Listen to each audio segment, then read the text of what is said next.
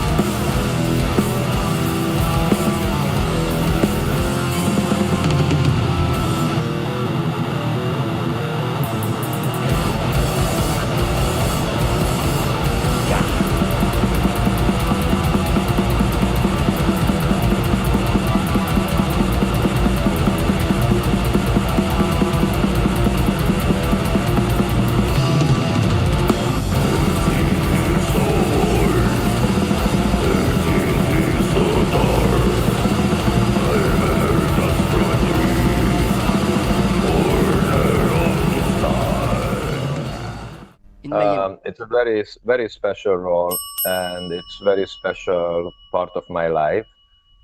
I mean, it's affecting my whole life, and and it's not just playing in a random band, you know. It has a long history. I have to, so to say, take and carry the heritage of the band.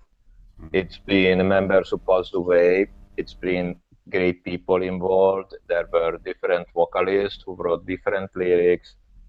And I feel I embrace everything. I have to, and I should embrace everything. I don't have to, but I should, and I love to do that. And it's a pretty big task, you know, and it's a lifelong task. Like it's just been 20 years since I rejoined. But first I heard from the guys that was more than 30 years ago. That was like in 91. And that's like half of a lifetime almost, you know. So it's a very special task, and also to perform and to just do the stuff. Writing lyrics, of course, it's a big challenge always, and I love challenges. But also to perform and to play live, that's also very, very special. And it fits to me perfectly. When I joined Mayhem, especially when I rejoined, I felt like I'm back to my family. You know, I've been always into the spiritual dimensions. It's always been part of my life, at least since 91, really, really deep. But even before, with the Tormentor years, I was already into this stuff. But I just mentioned in the other interview, like in 91, I had like a very strange spiritual experience, which was like, I never talked about this in interviews, but I was like, one night in the spring of 91, actually it was on 23rd of May, when I went out and I was with my friends, and I just don't know what happened, but somehow, like, as I learned later in like Japanese Zen Buddhism, they call it satori, when it's something very profound and a spiritual thing happened to me, like lightning from the clear sky. And it was related to the sun, actually, somehow. So something really ancient thing hit me. So anyway, I don't want to go there right now. Maybe it's not the right, maybe it's a little bit too early. I don't want to go jump around, but I just want to say, this task is made for me, and I was made for Mayhem. Mayhem was made for me. You know? And you were in the first full-length album, De Mysteris Dom Satanas, and the rest is history. Yes. And just a quick question, Attila: is it true that it's your son who played your role of Attila in the movie Lord of Chaos? Is it true that it's your son who played the character of you in the movie Lords of Chaos? Yes, it's true. Within Aoki hair. And because I tell you what happened, just very shortly, I tell you. It's, I didn't know, you know, we heard about the movie, but there were before also rumors about other directors and other productions, and we were like, actually, there was a Japanese director who was supposed to do once, and I don't know what happened to that. I already talked to someone from Hollywood or somewhere about that, and then this happened. So we were like, we totally locked away ourselves. The band, we were like, guys, leave us alone. And we don't want to do anything.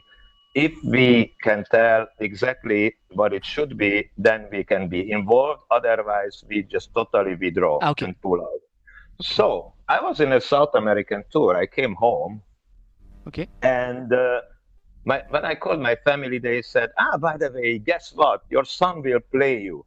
I was like, excuse me, what? Something wrong with the line, you know? What are you talking about? Turned out that the movie was made in Hungary, right, basically, because Hungary has a huge film industry. Like a lot of movies been made here. For instance, the Dune, James Bond. I don't know, like so many, like Brad Pitt movies. I know because my family actually, my ex-wife, she's working for this big production. She's been always like assistant of these big stars. James Bond movie also. Maybe the James Bond too. I don't know, countless, a lot of movies. They like a huge industry, like giant studios. Like they don't make them in Hollywood anymore. They make them here or in Europe or wherever else, I don't know. and Hollywood is just maybe the head of the pyramid, but where actually the happens, of course, because it's cheaper here. Of And course. I think it's some tax reasons or what the fuck knows what, you know. And anyway, I was like shocked to hear that, like, what? He's gonna play me because, you know, they were looking for actors to part roles here, and they found my son in a database, in a catalog of Hungarian, because he's a director. He lives in LA now. He moved there. Okay. But he's a director, filmmaker, and he's been studying like in a drama school for like decade or more. So he's an actor too. So they phoned him, and they approached him, and they asked him if he would do it, and of course he was interested. And you agree? You agreed. You agreed. I agreed. I was like, okay, now I'm not gonna turn it down. Maybe if I hear first, I would say like, no man, forget about it. We agreed. So, and actually, it's a pity, you know, because and later became friends. Actually, Jonas is very cool, you know, the director. He used to play in Bathory, the drums, Jokas Åkerlund. He made great movies like The Spoon and stuff like that. I love that movie and some other stuff. And you know, when we got to know each other, I told him, dude, first of all, think about it. Of course we withdraw. We are not Sex Pistols. I respect Sex Pistols, but they stopped 20 years ago. So they could make Sid and Nancy or whatever, you know, when people, but we are a functioning band. For us, it's a very bad, it could be very bad effect if someone makes about us a crap movie and we are even involved and our fans will think that we sold our asses for some Hollywood shit, you know. Actually, the movies, I would say it's okay. It's not total accurate, but we were totally involved, so they were just trying to make some story about it. It is what it is. I think it's well made, and the director is great, and so whatever. This is how it happened, and yeah, I mean, and it's very sad because later I talked to Jonas and I said, dude, you know what? When in reality, when I sang the album, it was pitch black. Everybody was in the studio. There was a window, so I didn't want people to see me. I asked for a curtain. I did pitch black in the room. I put candles, and I was like demonic dancing and whatever, you know. It's different in the movie. Yeah. He said like, "Oh shit! I wish you would tell us before." I'm like, man. First of all, I couldn't because we agreed with the band to stay apart, and second, like. We even didn't talk, so I wish I could. But anyway, I think my son is great there. And actually, I saw pictures. He looks exactly like me. So it was pretty amazing, you know. Okay. He's a great guy. Okay, thank you. Before to let some words by Brice, what is your assessment of your previous album, Daemon, released in 2019? And after we are going to speak more, of course, of Liturgy of Death in the 10 minutes coming. But what is your assessment of your previous album, Daemon? Daemon in Greek, it's not exactly devil. It's a spirit in bad ancient religions in Greek mythology, Daemon. But are you satisfied about Daemon? And it was a new step, maybe in the transition to Liturgy of Death now. Because in the same way, it is. Like, it looks like there are connections between the records. Like, you know, like as I don't know, it's not really planned like this, but like Ordo and Ordo at KO, like the show, and Esoteric Warfare, they are like brother and sister. They are like very connected. They're kind of offspring. Esoteric is kind of offspring. But then we didn't want to go further. We changed team. We said, like, let's go back a little bit in the past, or like, let's go back to the roots. That was Daemon, you know, Daemon. And it was like, it's more, and in that sense, since it's like you said, it's a Greek word, it's more like going back to the traditional mayhem.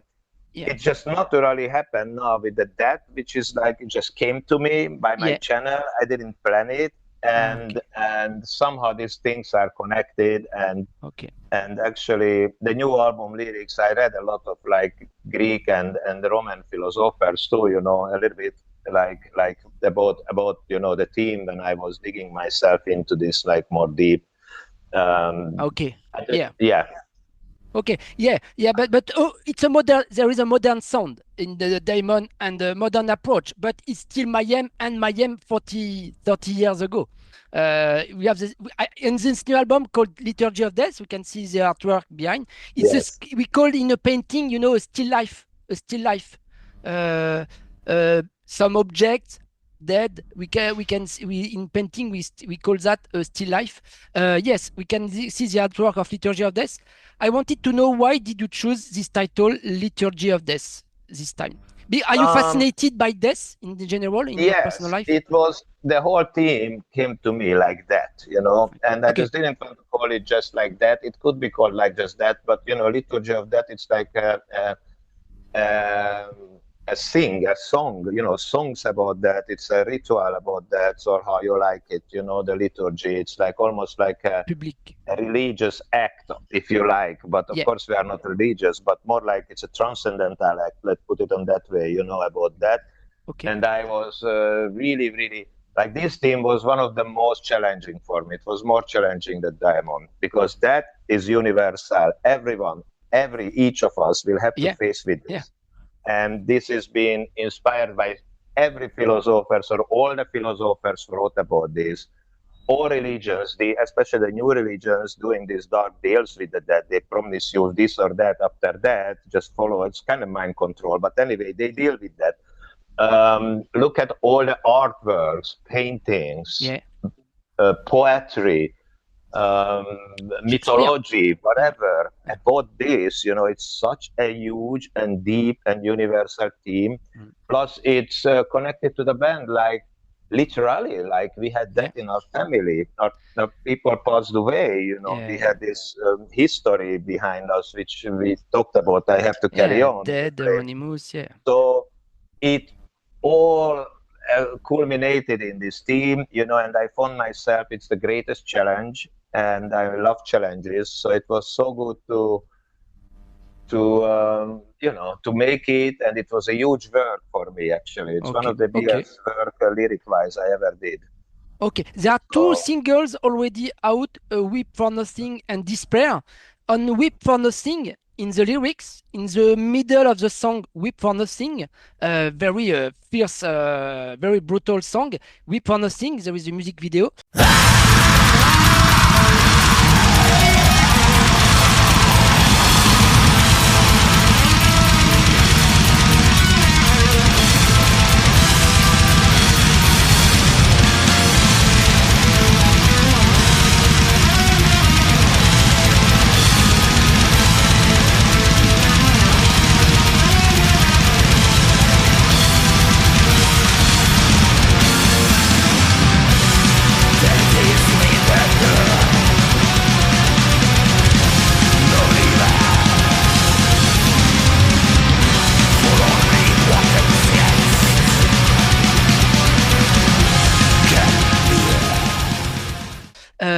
In the middle of the song, on the lyrics, you sing, rest in peace, R.I.P., rest in peace, in the lyrics. Yes. For what is it? Is it towards who? For who? Dead? Anonymous? If you like, yeah. I didn't address, like, it's just like rest in peace. It means like it's one of the aspects of that. Like, that is okay. And my lyrics were, I think, quite dark. I didn't let too much light, but this is a Mayhem album, Yeah. It has to be dark, of course, and I wanted to be like that. But and that is a horrible thing, especially for the people who left behind. So if you think about it, it has a lot of beautiful side too. We say, the coin have both sides. So the death of the end of the suffering, the death is the end of this misery in life. The death is the end of this confusion in life. From the day we born, we are sentenced to death. And rest in peace, it means like, it's just a saying, like rest in peace. We say that, I don't know, in religions, or I don't know where it's coming from exactly, but it's a very universal way of saying. But, it's definitely going to be peace. And I think we should find peace already before with that, even in our life, we should find peace inside, and the peace inside with this thing. And in the same time, it's inspiring, like, okay, everything's gonna pass away, everything is changing, nothing remains, everything will go away. Yeah. So why not live our life in a full intense? Why Okay. not? Do Please you go ahead. believe? And do you believe there is something behind death, beyond death, after death? Or it's personally, I believe in nothing after death to death, from death to death. I don't think believe is the right word. Okay. I'm trying to figure out and I'm learning. But one thing I can tell you, I don't remember when I born. I don't know what's happened when I fall to sleep and when I wake up. That's just the thing that you remember the other day, what happened. But if we would not remember yesterday, we would think like we died and we just born.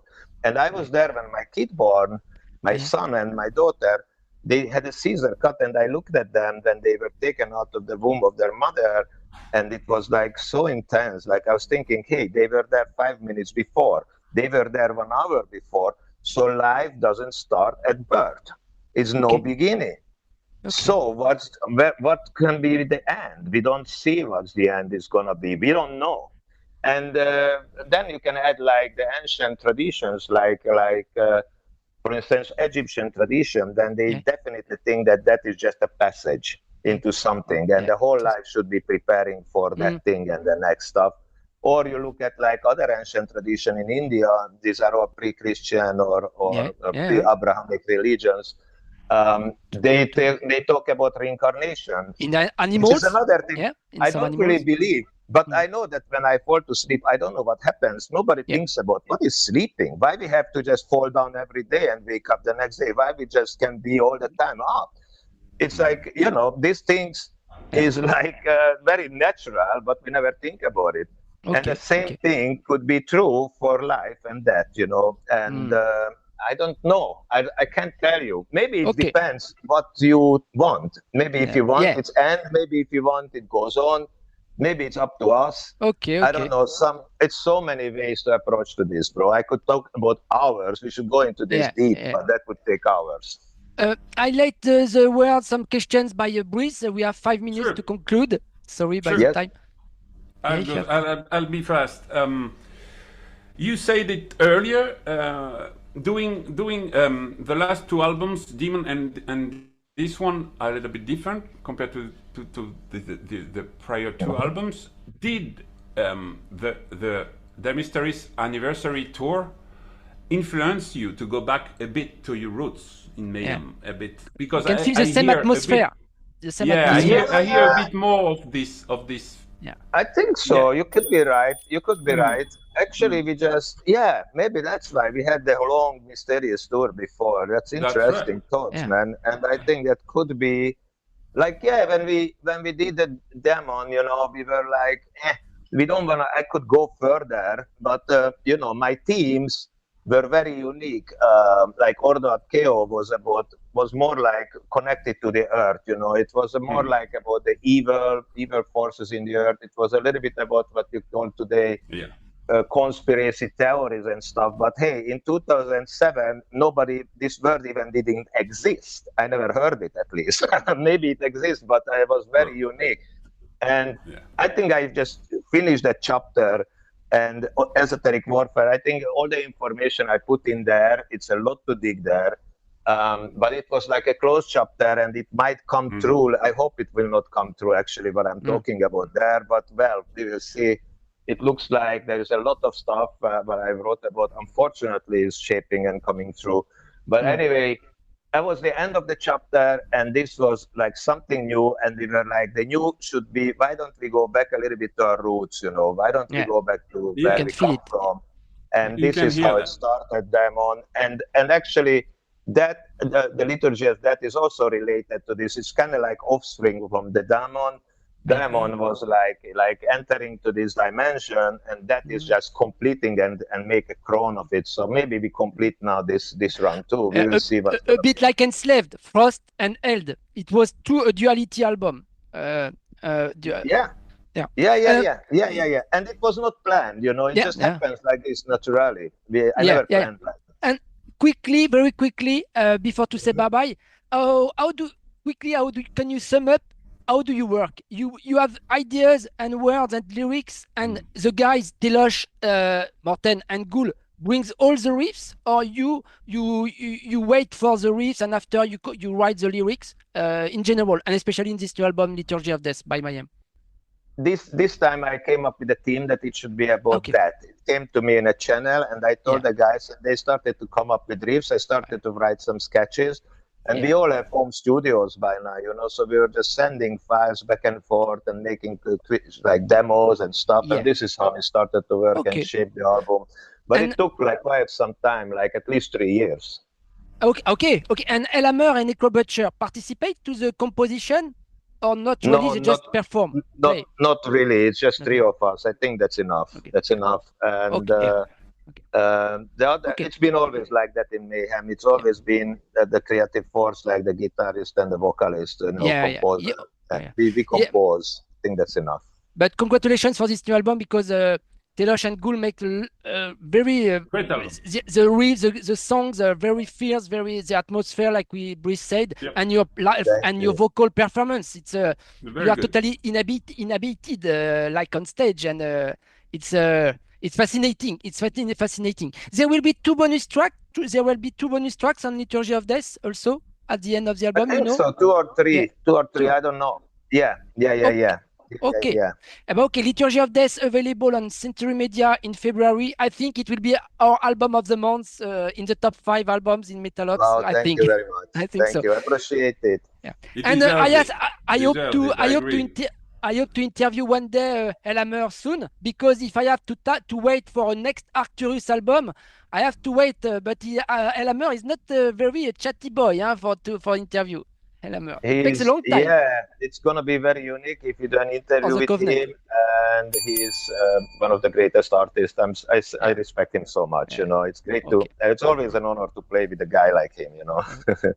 I'm not kissing his ass. It's true. It's true.